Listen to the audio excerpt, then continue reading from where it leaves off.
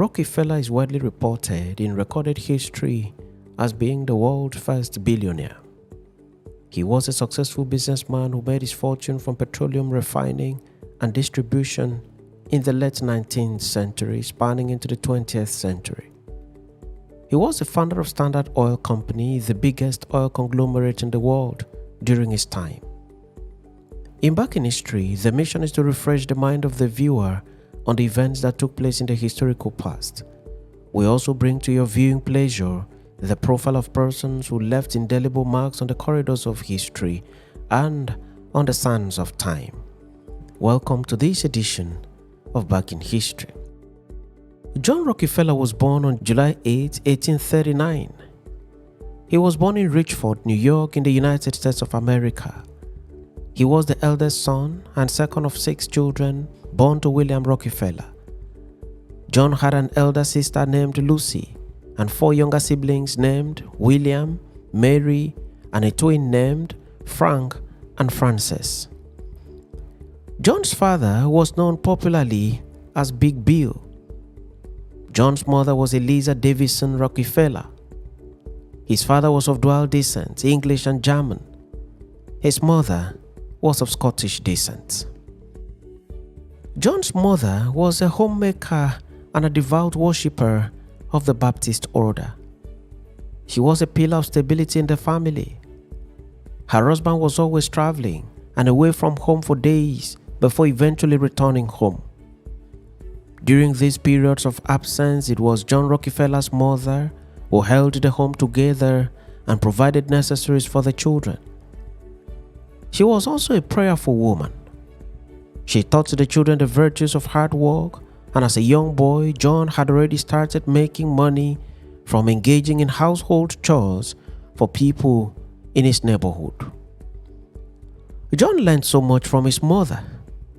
John himself once stated thus, quote, "From the beginning, I was trained by my mother to work, to save, and to give." End of quote. When John Rockefeller came of age for formal education, he was enrolled at Owego Academy. His father later relocated to Strongville, a town near Cleveland, Ohio, in 1853. Here, John was enrolled at Cleveland Central High School. From here, John attended a 10-week business course at Folsom's Commercial College, where he studied bookkeeping. What he learned in the commercial college would later assist him immensely in his life as an entrepreneur. While in schools, John was seen clearly as a young man with visible penchant for commerce. His classmates often described him as reserved, religious, methodical, and discreet. When Rockefeller was 16, he got his first job as an assistant bookkeeper working for a small produce commission firm in Cleveland called Hewitt and Tuttle. Here, Rockefeller was hardworking and committed to his work schedules. He is even said to have enjoyed working for long hours and overtime. He had so much love and passion for his work. In 1859, Rockefeller ventured into the business world and started earning revenue as an entrepreneur. He was into the business of produce commission, and he did so in partnership with Maurice Clark and George Gardner. This turned out to be a good decision to have been taken by Rockefeller. He made profits from here.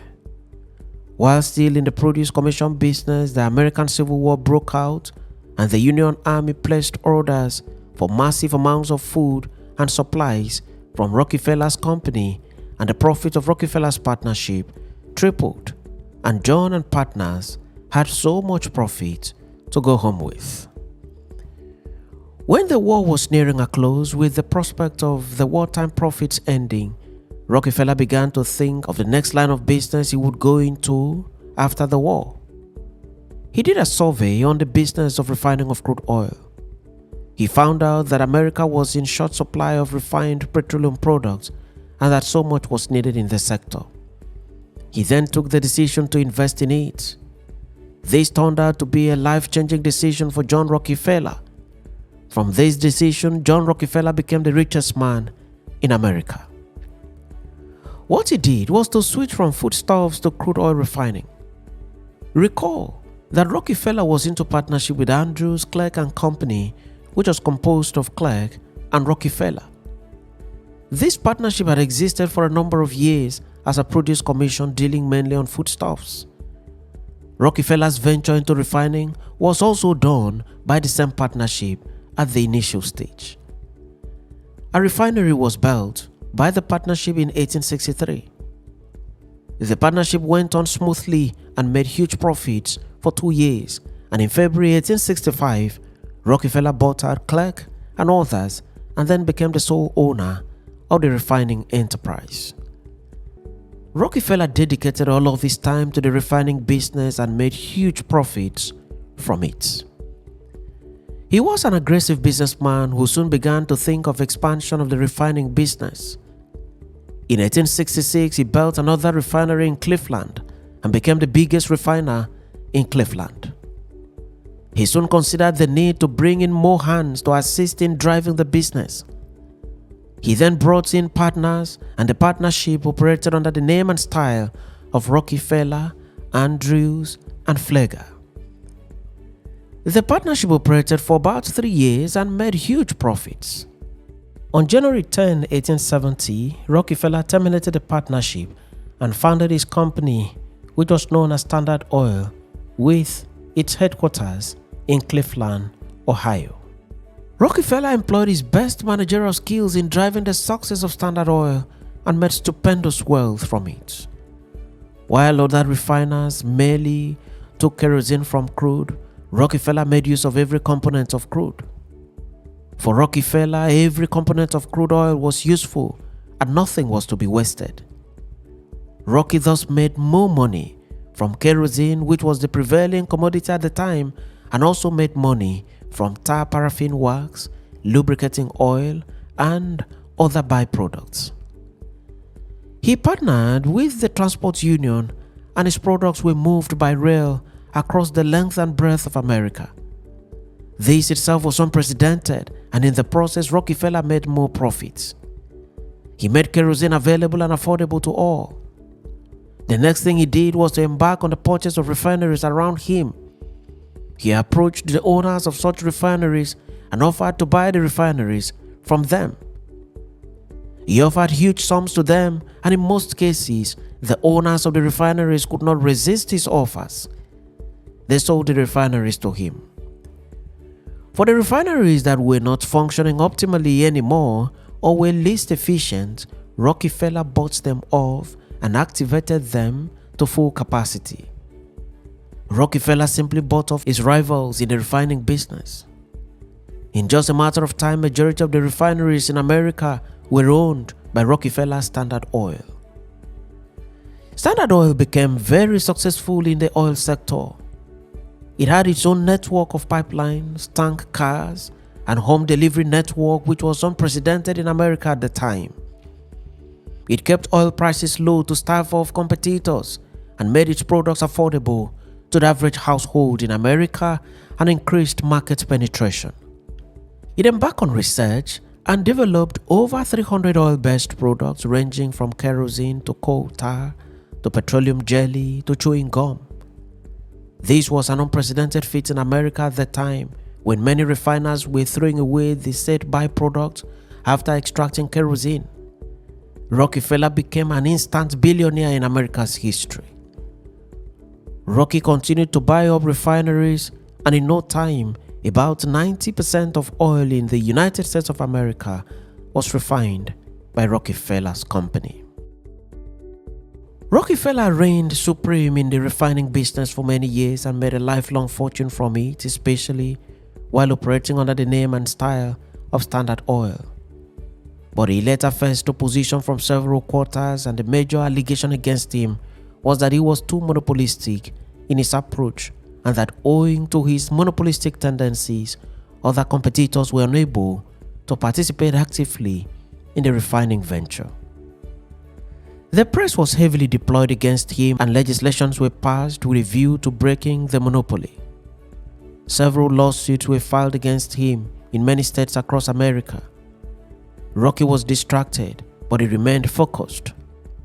He forged on with his business undaunted and continued to make profits turnovers until 1910, when the Supreme Court of the United States of America held that Rockefeller's company was culpable of monopolistic practices and thus ordered that Rockefeller Standard Oil should be broken up into 34 new companies. The new companies included Exxon, which later became ExxonMobil, Standard of California, which later became Chevron, Standard of Indiana, which later became Amoco, now part of British Petroleum, Continental Oil, which later became Conoco, Standard of New York, which later became Mobil, and many more, totaling 34 new companies, with each owing its origin to Rockefeller Standard Oil. Rocky was initially not happy with this development, but he had no option than to obey the position of the Supreme Court. He however insisted that he should be given the liberty to own shares in all 34 companies.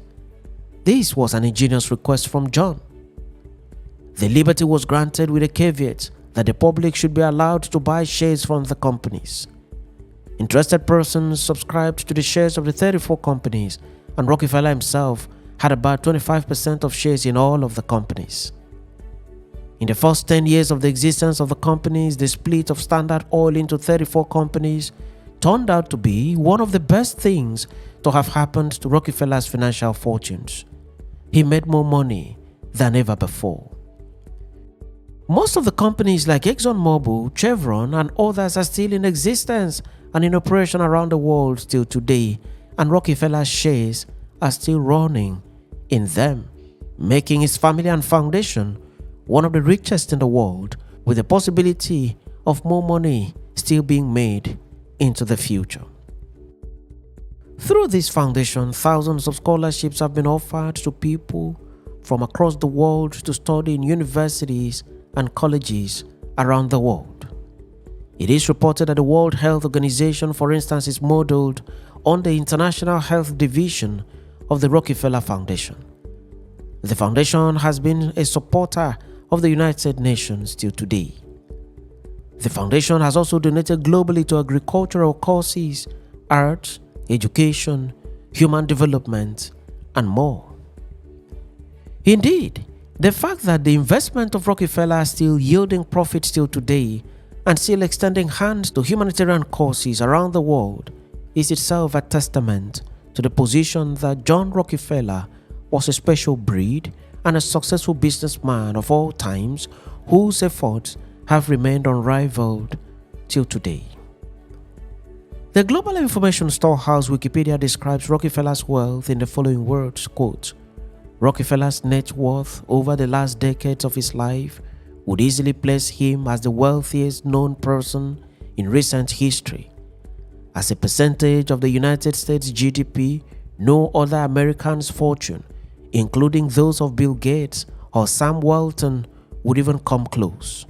End of quote. Rockefeller was indeed a stupendously rich man.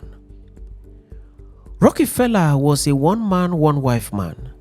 He was married to Laura Celestia Spellman, daughter of Harvey Spellman, and together they had 5 children, 4 daughters and 1 son. Their names were Elizabeth Rockefeller, Alice Rockefeller, Alta Rockefeller, Edith Rockefeller, and lastly but not the least, John Davidson Rockefeller Jr. His son John Jr. was a leading New York banker who rose through the ranks to become the chief executive officer of Chase Manhattan, which is now part of JP Morgan Chase. The daughters of Rockefeller also engaged in different fields of endeavor and became successful at them. Rocky's children gave birth to children who went on to occupy various offices in their chosen professions. The Rockefeller family has produced senators and state governors in America and have also produced a vice president of America. On his 86th birthday, Rockefeller said this about himself, quote, "I was early taught to work as well as play. My life has been one long happy holiday, full of work and full of play. I dropped the worry on the way and God was with me every day." End of quote. Rockefeller was a firm believer in God. He stated severally that his wealth is from God. He considered money making as, quote, God-given gift. He was a Baptist Christian, and it has been recorded that he donated heavily to religious causes from his profits from the refining business. He also donated to black Christian churches and to other religious organizations. Rocky was a strong believer in the power of the divine. He attributed his successes in life to God. He was a Sunday school teacher in his local assembly, a trustee, a clerk, and occasionally he served as a janitor, cleaning the church compound by himself. He believed so much in capitalism and often said that the growth of a large business is simply a survival of the fittest. As Rockefeller's wealth grew, so did his giving. He was by far the biggest philanthropist of his time. He gave a good chunk of his earnings to charity. He made donations to enhance education, healthcare, arts, and science. In 1903, he founded the Rockefeller General Education Board with a mission to promote education at all levels. He provided financial support to a number of institutions including Yale, Harvard, Columbia, Wellesley, and Vassar. He founded and funded the Rockefeller Institute for Medical Research in New York. In 1913, he founded the Rockefeller Foundation. This foundation has touched many lives across the world through the offering of scholarships and other forms of selfless assistance, and in truth, hundreds of thousands of people across the world have benefited from the foundation, and billions of dollars have over the years been spent by the foundation. Rockefeller had the grace of a long and prosperous life. He lived for 97 years and was 2 months short of his 98th birthday when he passed on peacefully in his home in Ormond Beach, Florida on 23rd May 1937. He was buried in Lakeview Cemetery, Cleveland. The news of his death was carried by every leading media outlet all over the world. He was a man of many parts. He came, he saw, and conquered in a number of ways. His death marked an end to an era in the history of America. Thanks for watching this edition of Back in History, and do remember to subscribe to the channel or follow the page for regular notification on every new video. I am your friend and host Ekemini Udim, wishing you the best of time in all your endeavors.